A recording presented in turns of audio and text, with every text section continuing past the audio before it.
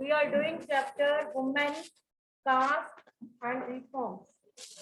You have read about the poor life of women and how women were discriminated by the society. As earlier,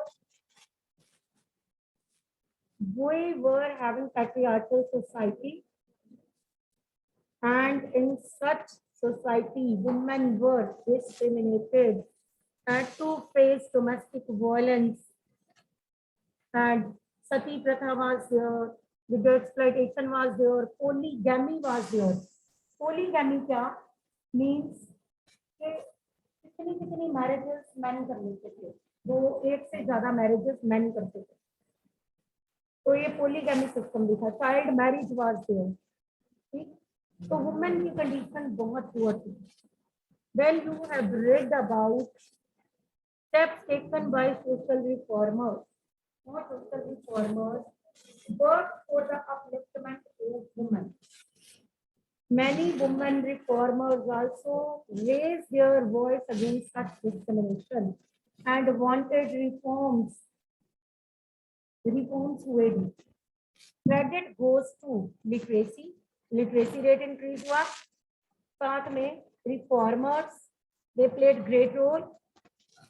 So in this way, condition of women अब पहले से much better. No doubt, still condition of women in India is deteriorating. Not good. Because reason behind this deteriorating condition is low political status of women in India. So this is the main reason. See, women are demanding that their political status should be improved. अगर political status improve हो जाएगा तो उनकी अपने आप society में respect बढ़ जाएगी, उनका अपने आप कंडीशन भी इंप्रूव हो जाएगी. For example, you are going to read about caste system. इसमें अब अपने आप आपको पता चलेगा कि कैसे B.R. अम्बेडकर ने मांगा था कि इतनी देर इन लोगों की कंडीशन इंप्रूव नहीं होगी, लो कास्ट पीपल के अनटचेबल्स की, till they would not come in power. उनको पावर में लाओ. वो कहते अगर इनकी कंडीशन इंप्रूव करनी है ना तो ये लोग पावर में आने चाहिए. तो तभी से गवर्नमेंट ने सीट्स रिजर्व कर दी फॉर एक्सीएंट गवर्नमेंट पावर में लेके आई. तो कंडीशन इंप्रूव कर लेते ताकि लोगों के साथ इनजस्टिस ना हो. Otherwise these people also had to face lot of injustice. अगर वुमेन ने फेस किया ना तो इन लोगों ने भी बहुत इनजस्टिस फेस किया. तो आज हम इन लोगों के बारे में पढ़ेंगे कि how people, low caste people, they were discriminated by the society. और ये सारा किसको ब्लेम देते हैं इसमें, आपकी बुक में आप पढ़ोगे. रिफॉर्मर्स वो कहते हैं सारा कास्ट सिस्टम लेके आए आर्यंस. आर्यंस आउटसाइडर्स थे. और जब वो आर्यंस इंडिया में आए ना, आपको पता है ना, you know you have red in I think 6th class, the Aryans entered India. Aryans came from Central Asia, entered to Punjab. Punjab से एंट्री हुई थी उनकी. और आर्यन जब आए ना तो वो कास्ट सिस्टम लेके आए और 5 में सोसाइटी को बांटा था. ब्राह्मण, क्षत्रिय, वैश्य, शूद्र. तो तब से कास्ट सिस्टम हमारे इंडिया में चला. उन्होंने कहा कि Aryans were not the inhabitants of India. वो तो इनहैबिटेंट्स थे ही, इनहैबिटेंट्स तो वो आउटसाइडर्स थे. उन्होंने आके हैबिटेंट्स के साथ इनजस्टिस किया. तो ये आप सब इसमें आगे जाके पढ़ोगे. एंड साथ में आपने पढ़ना है how reformers worked for the upliftment of these people also. जैसे राजा राम मोहन राय के बारे में आपने पढ़ा, he worked for the upliftment of women. सती प्रथा को बैन करवाया. 1829 में एक्ट पास हुआ. राजा राम मोहन राय ने ही इन लोगों के लिए, लो कास्ट लोगों के लिए राइट्स मांगे. You have read about Jyotiba Phule, तो उन्होंने एक स्कूल सेटअप किया था, है ना. वो साथ में ज्योतिबा फुले के और भी बहुत वर्क है. He work for the upliftment of low caste people also. Jyotiba Phule ने गुलाम की बुक भी लिखी. In that book Jyotiba Phule wrote about how gulam means slaves. आपको नाम से ही पता चल रहा होगा, गुलामगिरी. How slaves were ill-treated by their masters. कैसे स्लेव्स के साथ पुअर ट्रीटमेंट करते हैं उनके ओनर्स, उनके मास्टर्स. ज्योतिबा फुले ने सत्याशोधक समाज सेटअप किया. and that was open for the people of all caste, no discrimination. उन्होंने कहा हर कोई इसे ज्वाइन कर सकता है, no discrimination in this. So it means जो रिफॉर्मर्स आप पहले पढ़ चुके हो, those who have worked for the upliftment of women, उन्हीं के बारे में आप फिर आप पढ़ोगे, they worked for the upliftment of low caste people also. Is it clear? इतना तो हम पढ़ चुके हैं ना. अब आ गया कास्ट एंड सोशल रिफॉर्म्स. अब Raja Ram Mohan Roy, I have told you in the beginning कि Raja Ram Mohan Roy read the text, religious text उन्होंने पढ़े. ठीक है, राजा राम मोहन राय ने व्हाट डिड, उन्होंने ट्रांसलेट किया Buddhist text, translated an old Buddhist text जो कि कास्टिज्म में बिलीव नहीं करते थे. You know it very well कि Buddhism, Jainism they were open for all. आपने 6th क्लास में पढ़ा था कि हिंदुइज्म डिक्लाइन हो रहा था, हिंदू लोग अपना रीजन छोड़ के बुद्धिज्म, जैनिज्म की तरफ जा रहे थे. Reason behind that, Buddhism, Jainism में कोई कास्ट डिस्क्रिमिनेशन नहीं था, whereas in हिंदुइज्म, जैनिज्म में और हिंदुइज्म में डिस्क्रिमिनेशन था. हिंदुइज्म में एक्सपेंसिव कस्टम्स, ट्रेडिशंस, आप कह सकते हो सैक्रिफाइसेस, ये सब फॉलो करने होते थे, रिचुअल्स, ये सब थे. बुद्धिज्म, जैनिज्म में ऐसा कुछ नहीं था, नो डिस्क्रिमिनेशन. वुमेन के साथ भी डिस्क्रिमिनेट नहीं किया, कास्ट को तो लेकर बिल्कुल नहीं किया, वुमेन के साथ नहीं किया. तो इट मीन्स लोग किधर जा रहे थे, हिंदुइज्म को छोड़ के किधर जा रहे थे, बुद्धिज्म, जैनिज्म. एंड राजा राम मोहन राय ने, जिन्होंने पहले के हिंदू टेक्स्ट पढ़े एंड कहा कि कहीं पे भी वेदास में नहीं लिखा अबाउट सती प्रथा. नो, राजा राम मोहन राय ने, मैंने बोला ना कि इन्हीं के फॉर्मर्स ने दोनों तरह से काम किए. राजा राम मोहन राय ट्रांसलेटेड द बुद्धिस्ट टेक्स्ट और कहा कि देखो इसमें कास्टिज्म के बारे में कुछ भी नहीं है, कोई डिस्क्रिमिनेशन नहीं है, बुद्धिज्म ने कोई डिस्क्रिमिनेट नहीं किया. प्रार्थना समाज, ठीक है, प्रार्थना समाज सेटअप बाय परमहंस. प्रार्थना समाज भी जो था ना, that believed in equality, equality of human beings, started by Paramhansa. Prarthana Samaj, Paramhans was the founder and this samaj believed in equality of human beings. Bombay में ये सेटअप हुआ, Prarthana Samaj setup in Bombay. They don't believe in caste system. Paramhansa Mandali was founded in 1840. Paramhans मंडली कब बनी, 1840, and worked for the abolition of caste. किसके abolition के लिए work किया, cast. Many of these reformers and members of reform association were the people of upper caste. अब देखो mostly ये लोग अपर कास्ट के थे, it means upper caste people सारे बुरे नहीं थे. All upper caste people were not bad.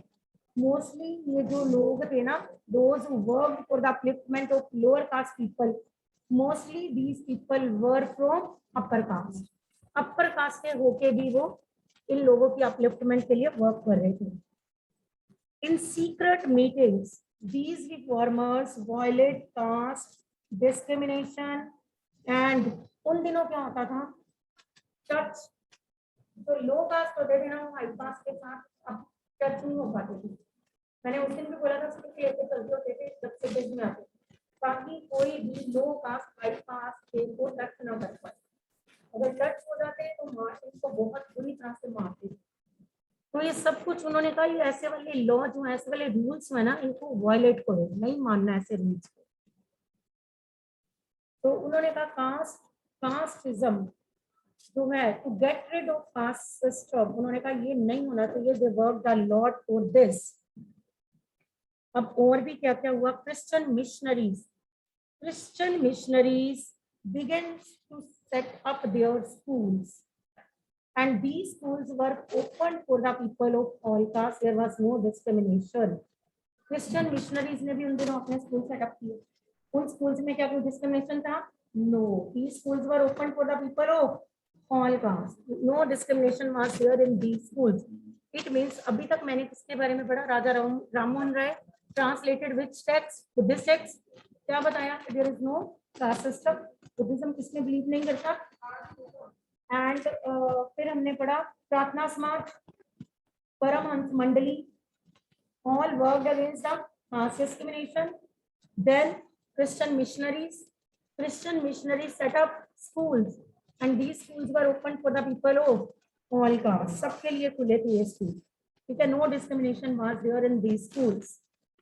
At the same time, अब poor people जो थे ना, they leaving their villages to look after for jobs. अब villages के लोग जो थे, they move towards cities in search of jobs. There were अब क्यों लोग villages को छोड़ के cities की तरफ आए? Because with the coming of industrialization, various factories were set up in cities, industries set up in cities. So people left their field uncultivated in rural areas and moved towards cities in search of better future. क्यों लोग cities में आते हैं? Villages के लोग क्यों cities में आए? In search of better future, to work in factories और इंडस्ट्रीज। उन्होंने कहा हम वहां जाएंगे, काम करेंगे। अब उन दिनों क्या हुआ? उन दिनों बिल्डिंग इंडस्ट्री सेटअप हुई। बिल्डिंग इंडस्ट्री, इंडस्ट्रियलाइजेशन आ चुकी थी, बिल्डिंग इंडस्ट्री सेटअप हुई। उसमें क्या क्या था?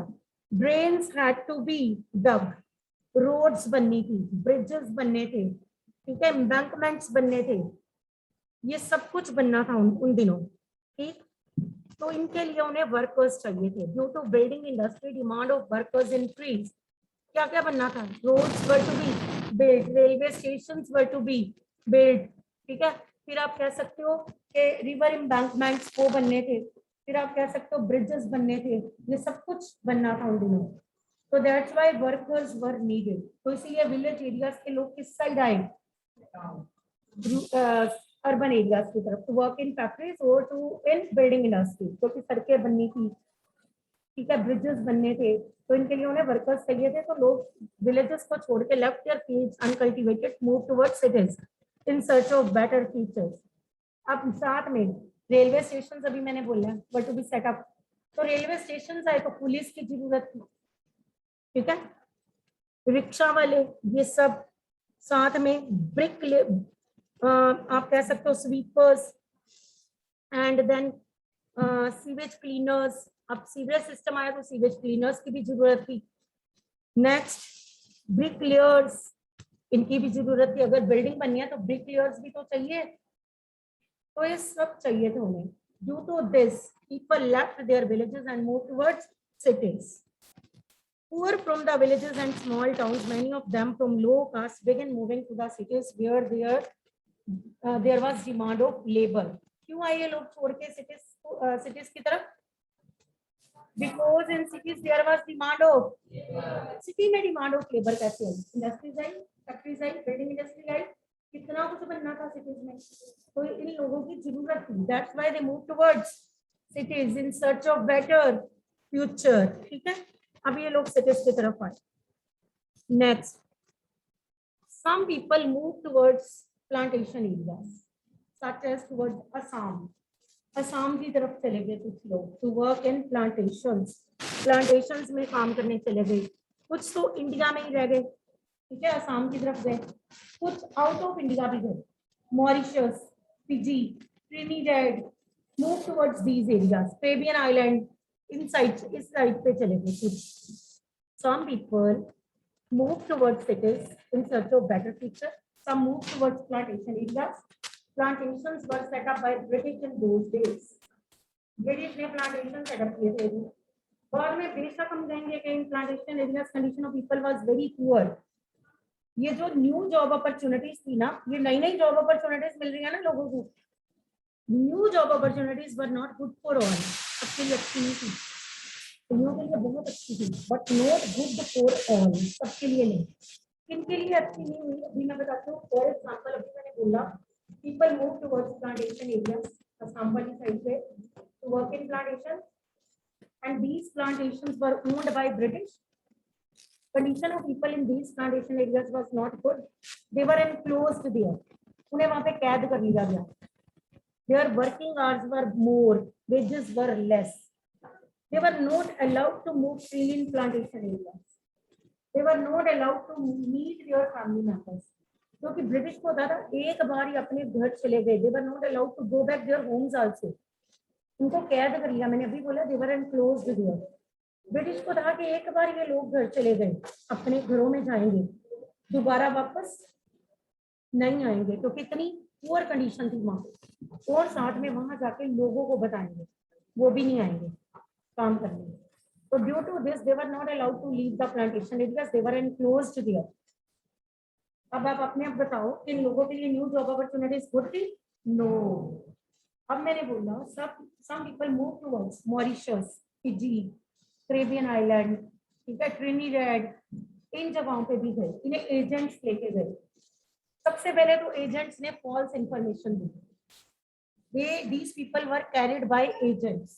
एजेंट्स लेके गए. Agents gave false information. झूठ बोलते थे एजेंट्स कि बहुत अच्छी वर्किंग कंडीशंस हैं वहां पे, गुड लाइफ है, प्रॉपर राइट्स हैं, सब रॉन्ग बताया. अच्छी सैलरी है, सब रॉन्ग बताया. मोड ऑफ ट्रेवल तक गलत बताया. उन्होंने कहा बाय एयर लेके जाएंगे, लेके गए बाय सी. ठीक, तो सब कुछ एजेंट्स ने इन्हें गलत बताया. अगर कोई कहते हैं रास्ते में प्रोटेस्ट करता था ना कि हमें तो आपने बाय एयर बोला था तो लाए तो बाय सी, तो उठा के सी में फेंक देते थे बंदे को. तो जाओ मींस यहाँ पे भी लोगों को प्रॉब्लम आई. तो इन जगह पे गए भी लोग because under British Indians were very poor.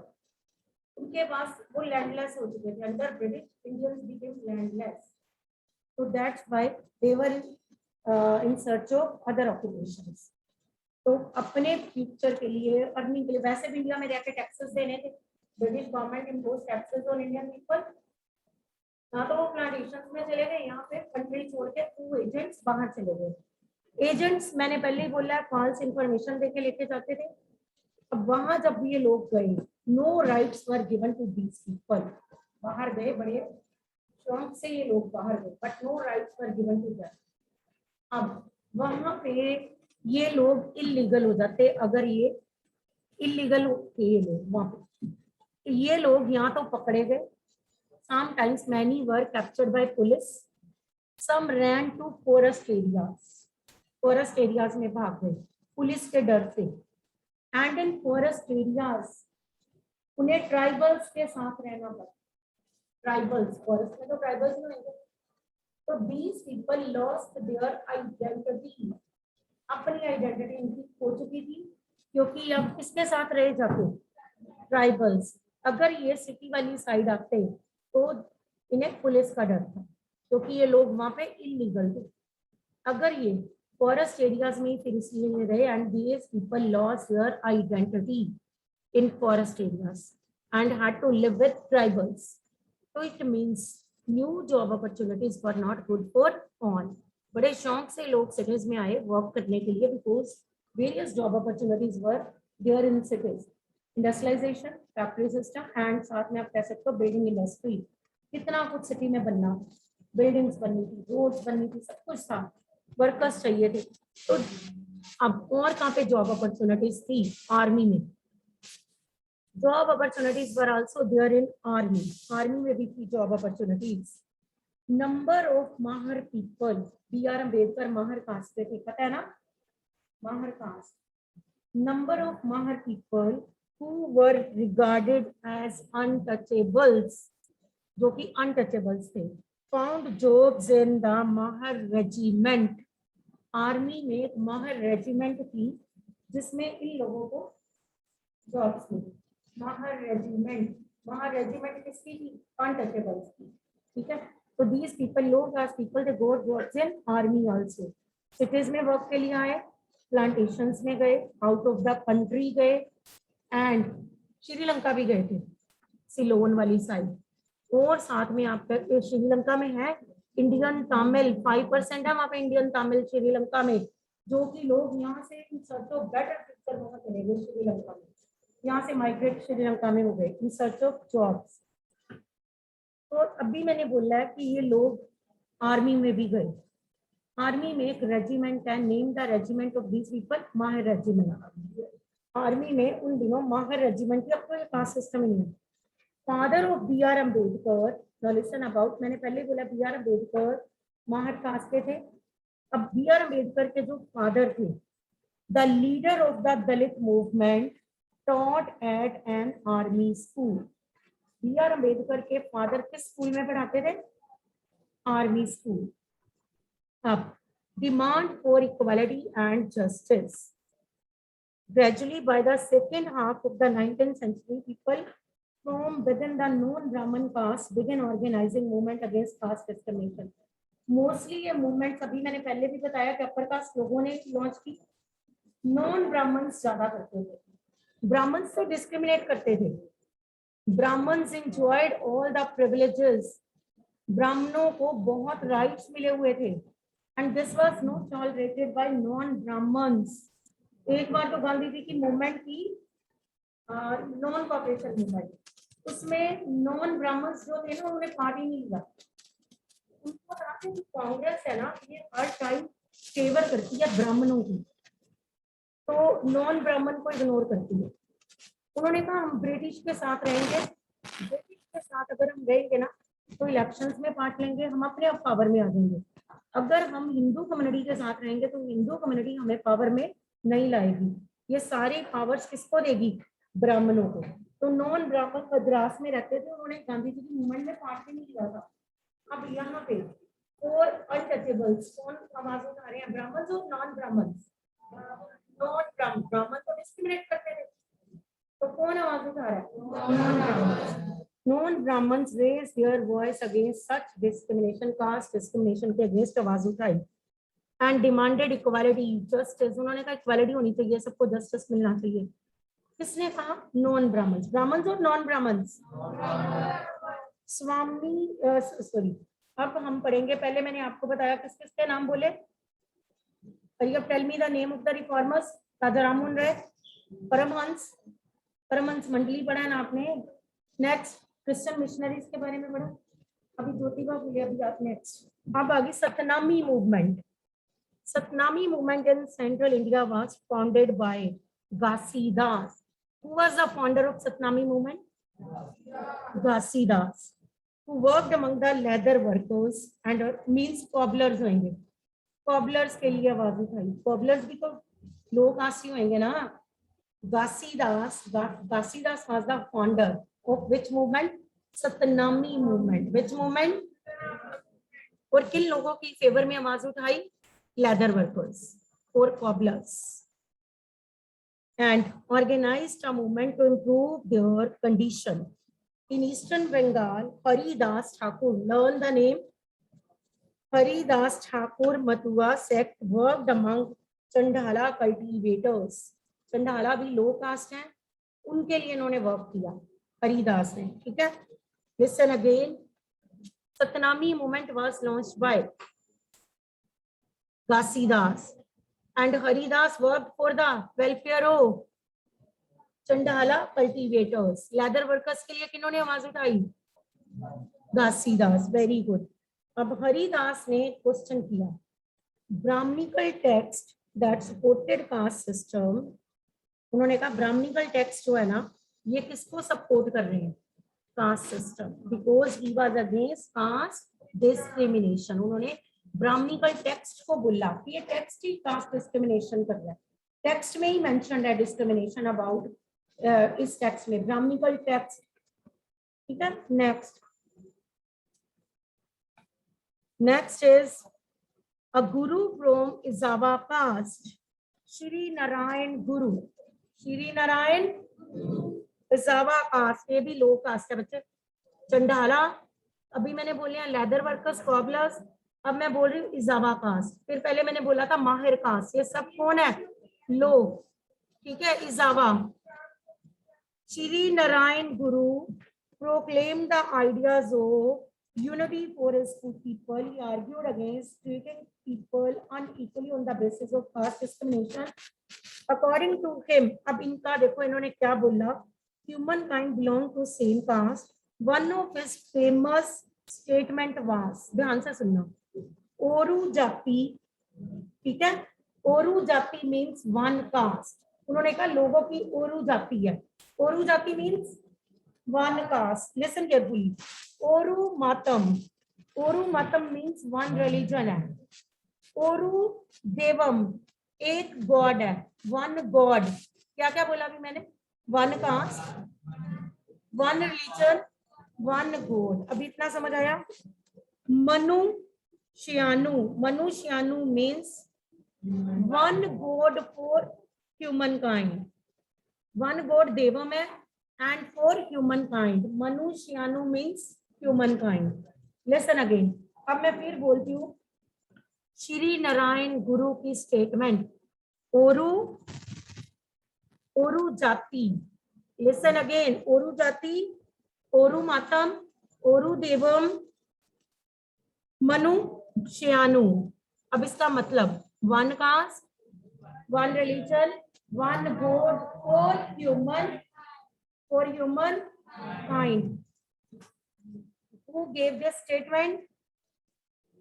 Shri Narayan Guru. Shri Narayan Guru. He was from which caste? Pizava caste.